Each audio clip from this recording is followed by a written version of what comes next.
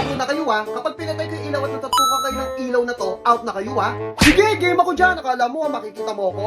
No way. Game din ako. Tandaan nyo, ako ang pinakamagaling sa atin magtago. 1, 2, 3, go!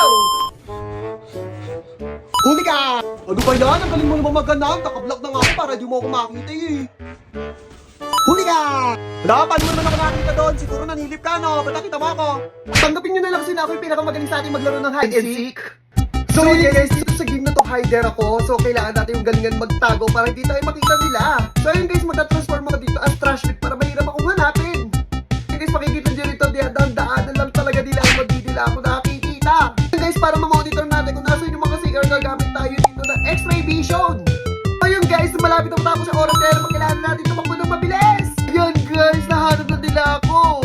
Pero guys, ang galing na kasama ko dahil nandalo parang kami mga hider.